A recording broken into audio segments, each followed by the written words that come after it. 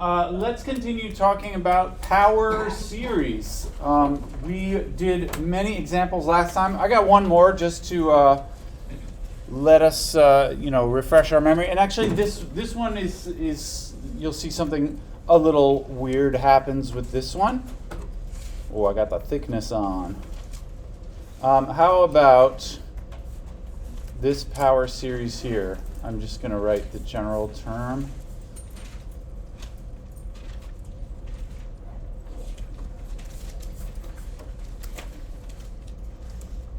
This is actually a sort of famous type of function. This is called the Bessel function,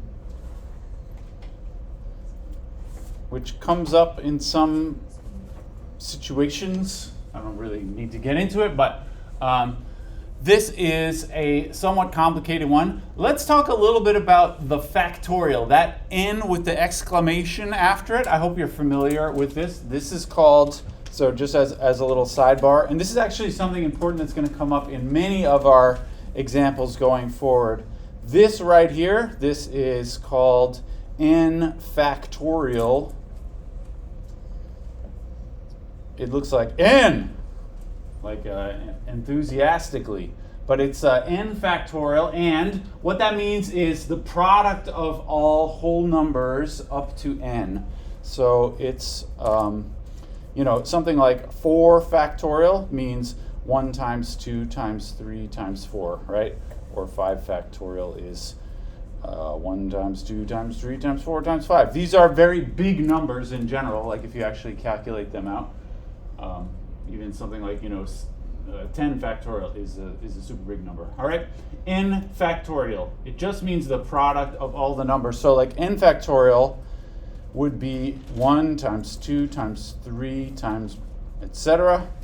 all the way up to, I suppose the last one would be times n. If you want to write the previous, like next to last one would be this, and n minus 1, and then finally n, right? That's n factorial, if I were to write out all of those. And important sort of pro tip about factorials, the factorial as an operation doesn't have a lot of nice properties.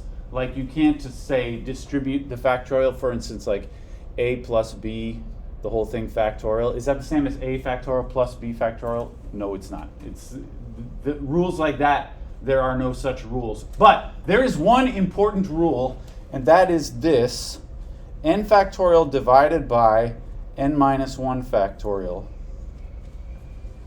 This actually you can simplify. Can anybody familiar with this? What do you get if you simplify these? Maybe not. Maybe I can just let's try and write them out. The top would say 1 times 2 times 3, etc. I'll just write what I wrote just a moment ago. N minus 1, the second to last thing, and followed by n at the end, right? And the bottom is actually very similar to that. It would again start with 1 times 2 times 3, and all the way up to 1 times 2 times 3 times, etc. And then this one, so this n factorial means you do the product of all the numbers up to n. N minus 1 means you do the product just of all the numbers and stop at n minus 1. So this one actually is just that, right? And now you can see actually this almost completely cancels, right? The 2's cancel, the 3's cancel, the n minus 1's cancel. The only thing that's left over is n, and it's on the top, and so this is n, all right? So this is a little, I don't know if you need to memorize this, but this will come up in many of the examples that we do for the rest of our time together. So important to remember, you can simplify quotients of factorials like that. All right. Okay. Anyway, can we get back to the example that I wanted to discuss? This thing right here. I'll drag it down. All right. The question here, I would like to know: find the interval of convergence, or for which x does it converge? Right? And this will go just like the one last time, although there's some weird technicalities will happen in this example, but we're going to do the same procedure, and that is we use the ratio test, the RAT, the ratio test, I go L is the lim, n goes to infinity, of, it is an plus 1 divided by an inside of absolute values. So I'm going to write an plus 1 first. That would say minus 1 to the n plus 1, x to the 2, parentheses n plus 1. Make sure you get those parentheses there because it matters. On the bottom, 2 to the 2n becomes 2 to the 2, parentheses, n plus 1. And then n factorial squared becomes n plus 1 factorial squared, like that. All right, all of that is an plus 1. And then I divide by an, in other words, multiply the reciprocal of an. So I'm going to write the original term, but upside down. That's 2 to the 2n times n factorial squared divided by minus 1 to the n, x to the 2n. All right, this is just like examples from last time, although a bit weirder. There's a lot of weirder stuff going on here, but we can still, I'm going to regroup stuff to put similar things next to each other and then cancel as much as we can. So I'm also going to just split up all the absolute values. So I have minus 1 to the n plus 1 over minus 1 to the n. All right, I have x's. Up top would be x to the 2. Would you mind? I'm going to distribute the 2 inside the exponent. 2n plus 2. And on the bottom, just x to the 2n. All right. We also have the 2's, 2 to the 2n up top. And on the bottom, again, I'm going to distribute the 2 inside the exponent. It'll say 2 to the 2n plus 2. All right. And then finally, the factorials. N factorial squared over n plus 1 factorial squared, like that. All right. A lot of simplifying, rearranging, and now we're going to cancel a bunch of stuff. What do we get from the first factor there?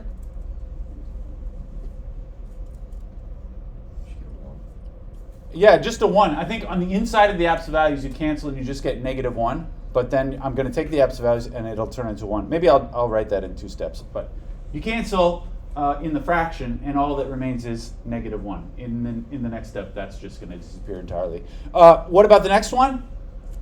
Somebody else want to shout it out? What do you get from the? Yeah, just x squared, because I have 2 extra x's up top. And so this, don't forget, it should be in absolute values, but it's absolute value x squared.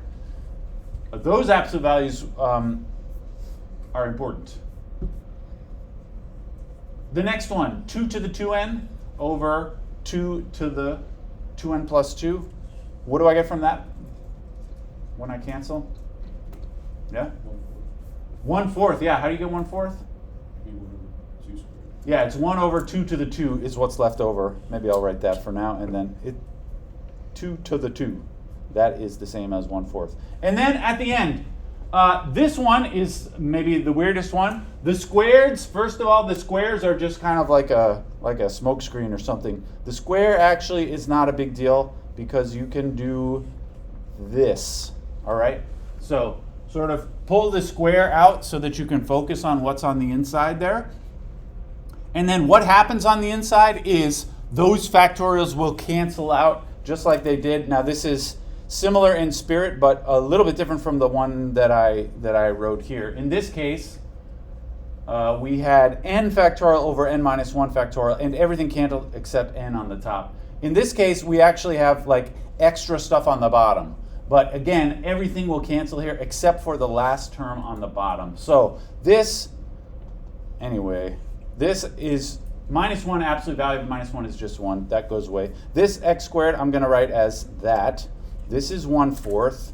And then finally this one is, the absolute values don't matter here. These are just factorials of positive numbers. It's that, right? There's 1 extra n plus 1 on the bottom here. And it should be squared just because it was being squared before. All right.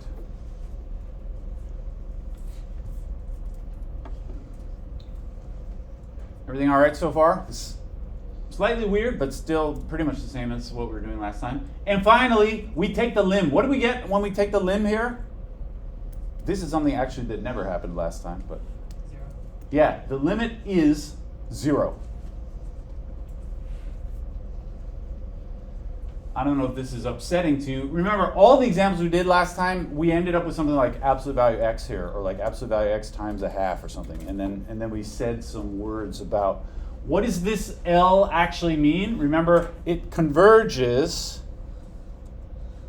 whenever L is less than 1, right? That's the rule, okay? So our conclusion here is this one always converges no matter what x is. And that is a true fact about this particular series. So this series converges for every x. Because the L, no matter what x is, the L is always 0. And that means that this series always converges for any x value. All right? And so what is the interval of convergence? Well, if you insist on saying an interval, it's that. It's just all real numbers is where it converges. It converges for every x. And if you want to write that as an interval, it would be that. The open interval minus infinity to infinity. This is, what ordinary people would just say any number, all real numbers.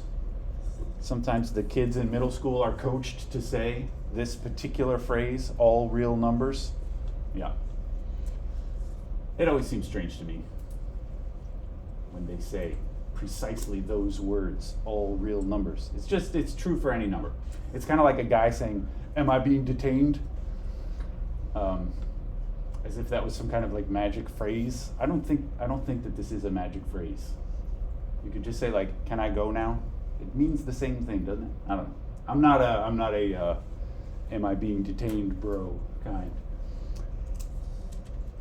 I find it interesting though. All right, anyway, this can happen sometimes, all right? This is a slightly strange example, but the moral of the story is sometimes the L is just straight up 0, and that means that it converges for all x, and the interval of convergence is minus infinity to infinity. All right, excellent. One thing to notice about all of these are among the universe of power series. Actually, every example that we've done so far is of a similar type. You might say they're easy ones, or like this variation is not necessarily a lot harder, but all of these have been what we call, like every example we've ever done, all these have been power series centered at x equals 0. These have all been power series that are centered at x equals 0. Why this terminology, I'll say later, but there are other kinds of power series. We can also do sort of, centered at some other value, x equals a, where a could be like a particular number, centered at 1 or centered at 2 or something like that. And what that means is these are power series that look like this. They still look like infinite polynomials, but like this. C1 times x minus a, C2 times x minus a squared, etc. So this is a slightly fancier type of power series. This is a power series where instead of just plain powers of x, you have powers of x minus a particular value. Now, why you might want to do this, actually these are quite useful. We'll get to that eventually, but this is another type of power series that are important to discuss. And this is called the power series centered at x equals a, all right? And we can discuss there, if I were to write it as a series, it looks like the sum Cn times x minus a to the n, right? This is a power series centered at a. All the ones that we've ever done so far, like all the ones that we did last time and even the first one we did today, they all look like this, just x to the n, like without the a. That's why this is called centered at 0, because this is like x minus 0 in here, whereas this is centered at just like any other value, all right? But we can still find the interval of convergence even for these guys using exactly the same method. So let's just try one like that. We'll try a couple like that. So we can do even these ones which are not centered at 0, we can still find the interval of convergence. And this will suggest why we use the word centered. So here, let's find the interval of convergence. X minus 2 to the n over n plus 4. So this one is centered at 2, apparently, right? Because you just see x minus 2. This is centered at 2, right? Because it says x minus 2 in there instead of just saying x. But let's do the same business with the ratio test.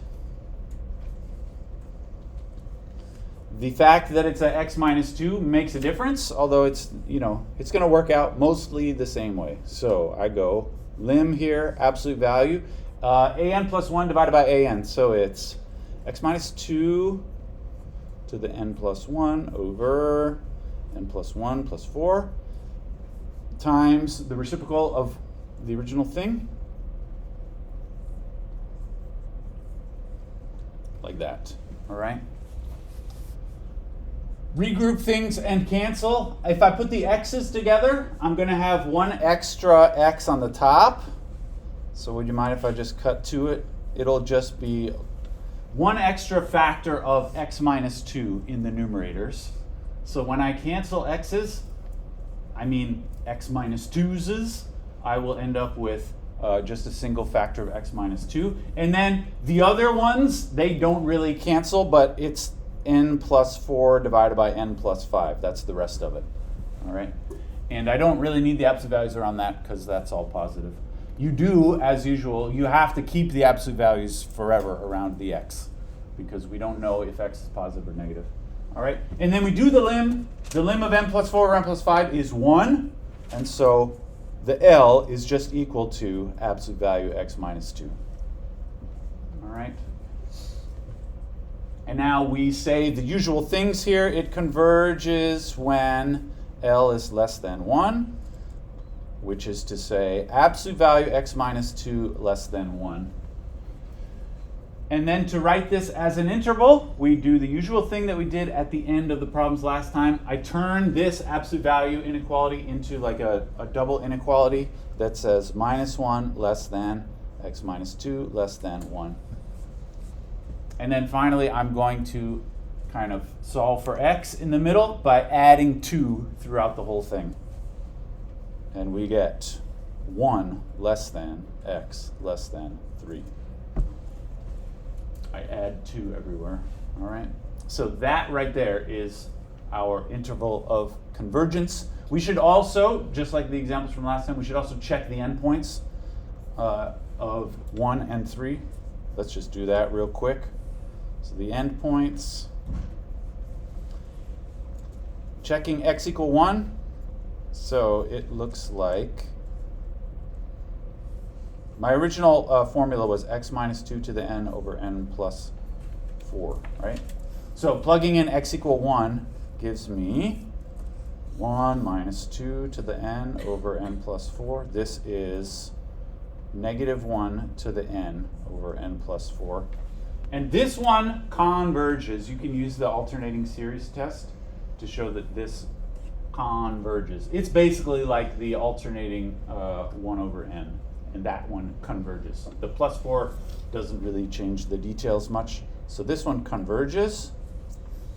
If you want to prove that, I don't want to go through the details, but you would do the alternating series test. All right? Okay, so my interval should include this, this value. And then the other one, the other endpoint, x equal 3, this looks like the sum, this time 3 minus 2 to the n over n plus 4. This one is just up top, 3 minus 2 is 1. 1 to the n is just 1, so this is just the sum 1 over n plus 4. And that one diverges. This one is basically the same as the harmonic series 1 over n, which diverges. If you want to show that in detail, you could do like the limit comparison test, or the integral test would do this. Anyway, diverges. All right, so my final answer, the interval of convergence, it is what you see at the top from 1 to 3, but it should include the 1, not include the 3. So it's this, 1 to 3, like so. All right.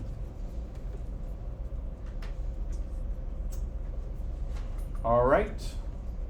Anyone want to guess why is this called centered at 2? Yeah?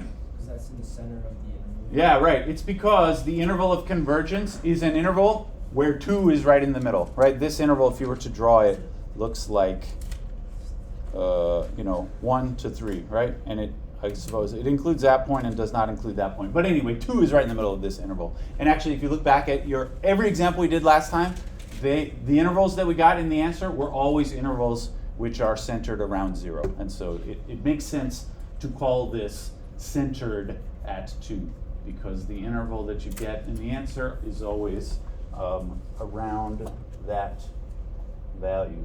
All right, great. There's another very simple bit of terminology here. So these, it is a fact. Actually, maybe I will just say it. I want to say this as a theorem. I don't think we need to discuss the proof of this because we've seen it over and over again in all the examples that we did. But if we have, well, let me say it this way. For a power series centered at x equal a, whatever it is, it could be 0 or it could be, some other number like 2 or whatever. For a power series centered at x equals a, there is always what we call a radius of convergence.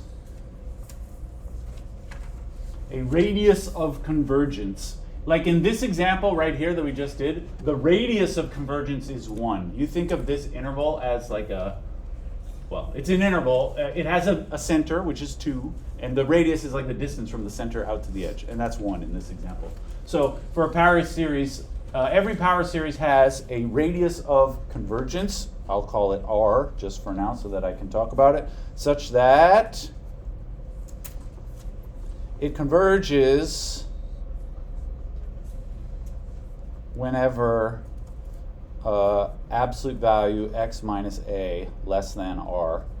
So that this, the sort of geometric type way to read this, it would mean the distance from x to the center is less than this radius. And it converges inside the radius, but it diverges outside the radius. So there is always a radius of convergence such that it converges whenever it's inside the radius and diverges whenever it's outside the radius. That is, this distance is more than the radius. All right. Now, when this distance equals the radius, it could go either way. As we've seen, sometimes one of the endpoints is or is not included, and that's not possible to predict. In general, you just have to work out special cases for those examples. All right. But every power series always has a radius of convergence, and it has an interval of convergence, which is has this particular radius. All right, and I will just say sometimes this radius r is infinity, and what that means is just it always converges, i.e. it always converges for all x. This is like the example we did a few minutes ago, had an infinite radius of convergence. And also, this is like the best case. It means that the series always gives you the answer no matter what x you use. There's also the worst case. Sometimes r equals 0 is possible. That means it basically never converges for anything except right at the center is the only point when it ever converges. So r equals 0, this is kind of like the bad news. This would mean, i.e. it converges only when x equals a. That is, that center value is like the only one that even works at all. Everything else converges. All right, this r equals 0 case is like, this means your power series is completely useless because it never gives you any values. This r equals infinity case means your power series is like completely useful. It means you can use the power series to get answers for any x value. All right. So some of the times, like when you see a question like this on your homework or whatever, often they will ask for the interval of convergence. Sometimes they'll just ask you for the radius of convergence, and you do that in a similar way.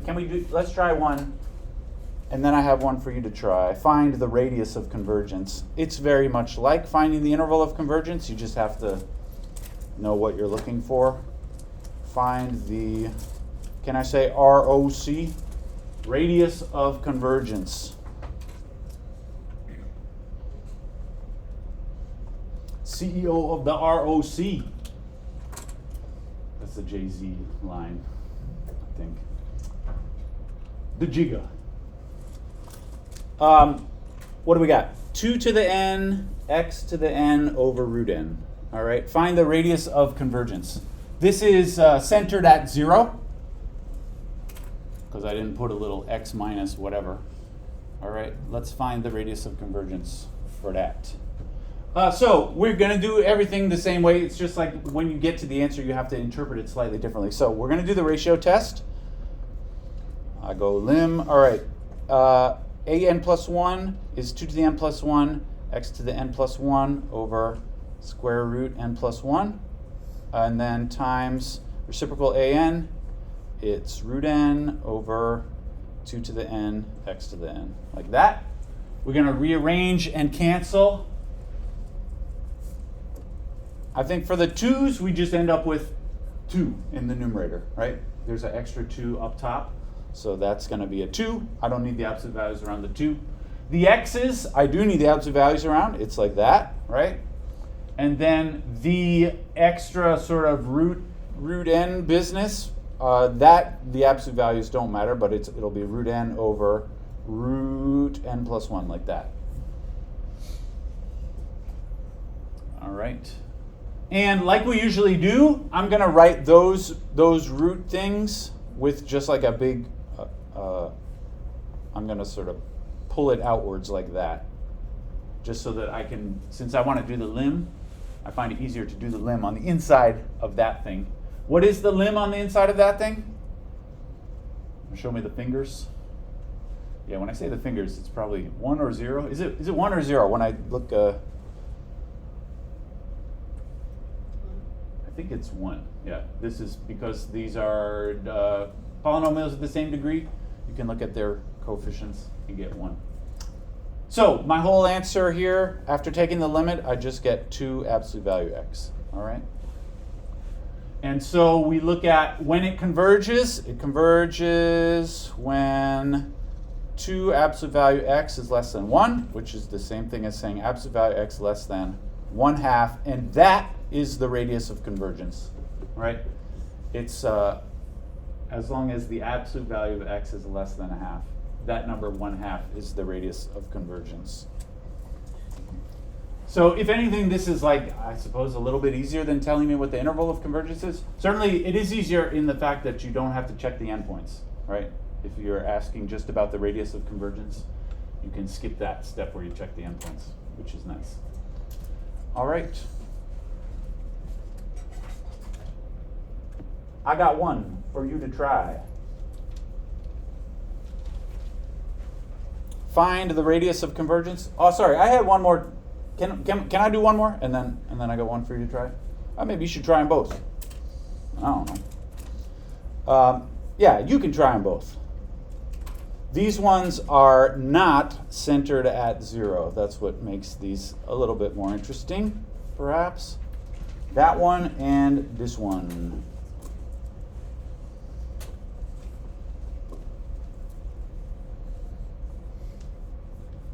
So both times find the radius of convergence.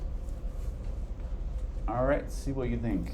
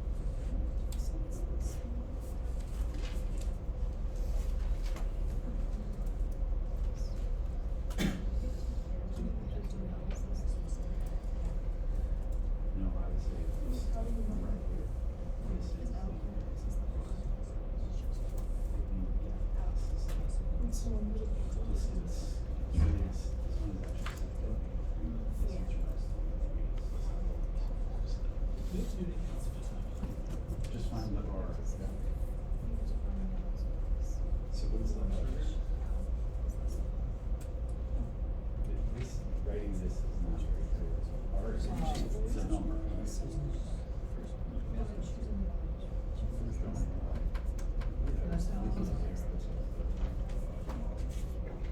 Yeah, that's L. R is similar to L. Okay here?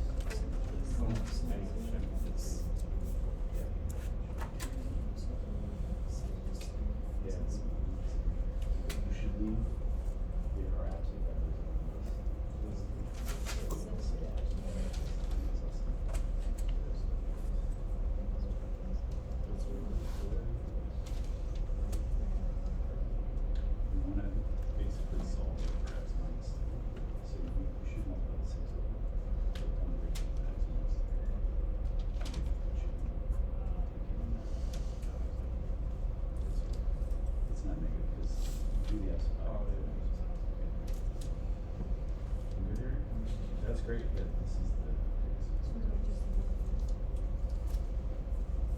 Yeah, I mean, you can say, what is the radius of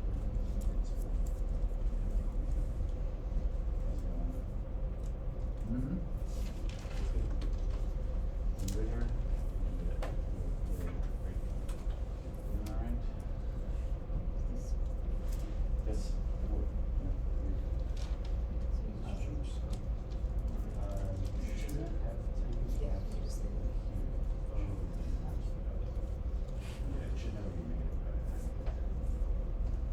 How's it going here? Yeah, this kind of doesn't matter. 4 is the radius.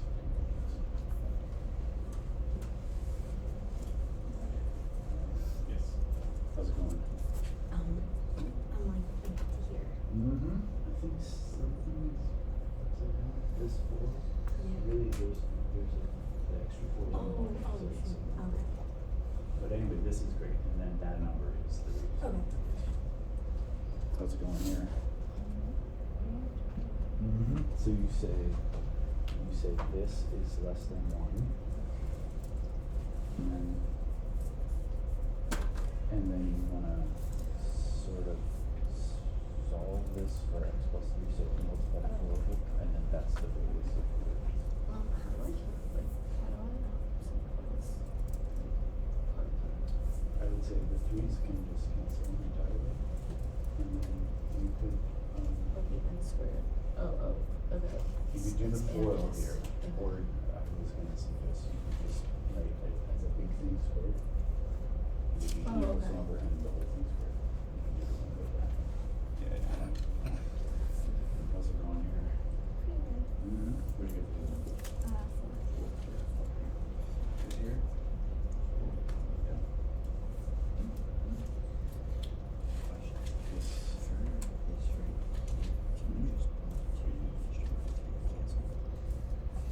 Yeah, I would say actually you should cancel the 3 first, because the 3 is not part of the squares. So the 3 should be inside the square. Okay. Work it out. It's something weird happening at the moment.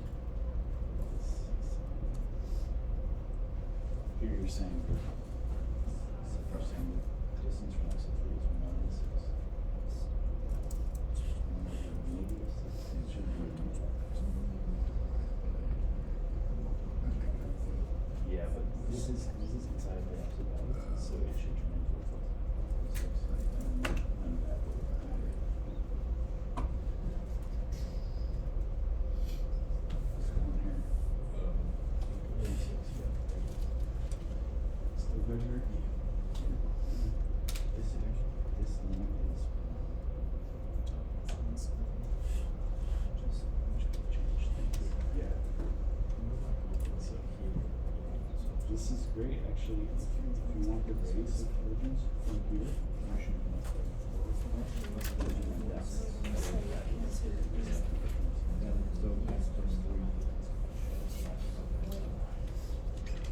the radius of convergence is the number.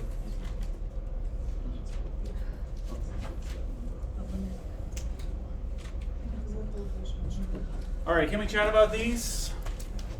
Folks seem to be doing all right. Maybe I should have done one of these myself. So this one, oops, I would do my L thing. It's n plus 1's first. N plus 1, x plus 3 to the n plus 1 over 4 to the power n plus 1. And then times the reciprocal an, like this. Like that. And then I'm going to put everything sort of together with their buddies. I have 4 to the n over 4 to the n plus 1.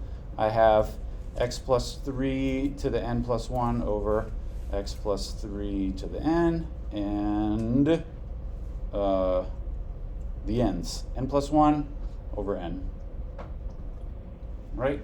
And then when we cancel and do limbs, here I get 1/4, here I get absolute value x plus 3, and here I get 1 from that limit. And so this whole thing, this L is 1/4 x plus 3. This one is actually centered at -3 because of this plus here.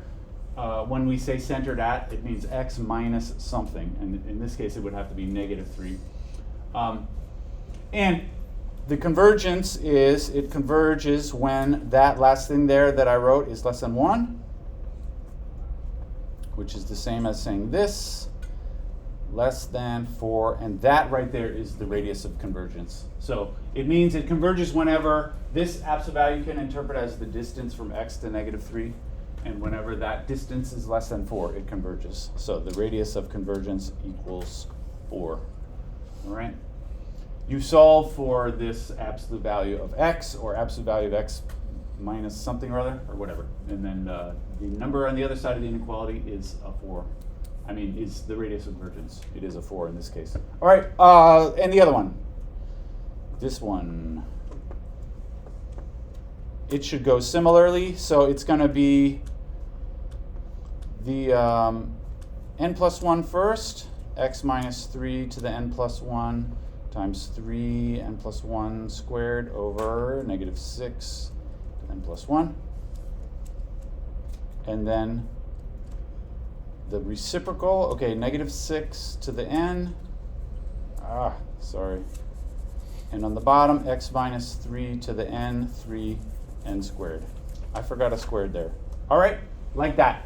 And then we group together and cancel. I think after doing all of this business, you get x minus 3, which was left over on the top.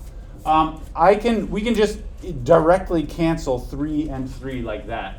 As for the -6, I would have 1 over -6 like that in absolute values. This is going to become a +6 when I do the absolute values. And then the n's, I have n plus 1 squared on the top and n squared on the bottom. This would be like, I'm going to write it that way as a squared like that. And so when I take the limb, that square thing becomes a 1, and the 1 over -6 in the absolute value becomes a 1/6, so that I get 1/6 x minus 3. And then I go, 1/6 x minus 3 less than 1, move the 6 over. And the radius of convergence is 6. All right, I think if you know what you're doing, this is just sort of like a calculation. You have to make sure you don't mess up any of the details, but hopefully everything works out fine. Any questions about that one? All right, we can spend a few minutes talking about the next thing on the list. So here ends topic number 23, I think, which is called power series in parentheses convergence. All right, it's all about when does the series converge or not. All right. In such questions on the test or whatever, I could ask you to find the interval of convergence or the radius of convergence. The interval is a little more work because you have to check the endpoints. The radius is the same business, but you don't have to go through the endpoints at the end. All right. The next topic on the big list is called power series of a function. power series of a function. And here we would like to talk a bit about what does it actually add up to when you do one of these power series. And we have seen one example of that from last time was this. This is that, right? This, I don't know if you have this example memorized, but actually you should. You should remember this particular example power series. It adds up to 1 over 1 minus x. And along with this, you just have to remember the interval of convergence is, well, I'm going to say it, converges when absolute value x less than 1. All right? The interval of convergence is -1 to 1, the open interval. Okay, this is the simplest example of a power series which actually adds up to a recognizable function. What I want to talk about in this section is, what about some other functions? Can we find a power series that makes some other functions, right? So, and there are some fairly simple tricks to make this work. How about 1 over 1 minus 2x? Is there a power series for that? The answer is yes, and we can figure this out by doing fairly simple tricks. We can get a power series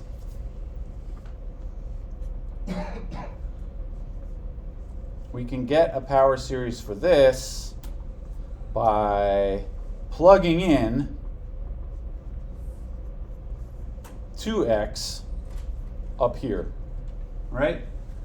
The only difference between those two functions is, this one has a x and this one has a 2x. But if I just take this formula here and plug in 2x for x everywhere, we will get another power series for that. Oops, sorry. So what I mean is, okay, let me just write this one more time. 1 plus x squared, x cubed, etc., right? If you like to write this as a series, it's just that. The series x to the n, starting n equals 0, of course. Okay? Instead of this, we can plug in x. Let's plug 2x instead of x. All right? What that looks like now is it will, instead of 1 over 1 minus x on the left side, it now says 1 over 1 minus 2x. And we can just plug in 2x's everywhere. So 1 is still a 1, but x now I'm going to write as a 2x instead. X squared is 2x squared. Make sure you put the parentheses in the right spot. X cubed is 2x cubed, etc., right? And what is that series? Well, you can actually now simplify those exponents, right? 2 to the, well, this is 1, 2x. What is 2x squared? That's the same as square, like it's 2 squared times x squared. So this is 4x squared.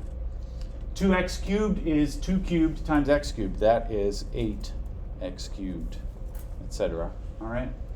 And so this here is actually a power series for that function.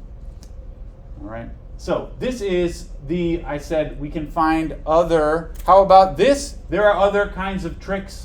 Instead, there's another related trick about, what about instead of 1 over 1 minus x, what about 1 over 2 minus x? Can we do that? Yeah, you can, by doing some other related trick. Let me just say, this one here, so this is the power series for this. I could write this as a, what would the general term of this look like if I were writing it in this format? Yeah? 2x. 2x? 2x to the n. 2x to the n. Yeah, if you put parentheses around the 2x. Yeah, I was going to say this, which is the same. 2 to the n, x to the n, right? It's the same as if you put 2x, the whole thing, to the n, and then simplify it a little bit. You get 2 to the n, x to the n. We should also say, when does this one converge? And you got to do a little bit of work for that, although it's a minimal amount of work. This converges when, now you could actually calculate the interval of convergence or whatever using the ratio test, but actually that's not necessary because my original series, I already told you when it converges, and our whole deal was we're just replacing x by 2x everywhere. So this one converges when absolute value 2x less than 1. All right?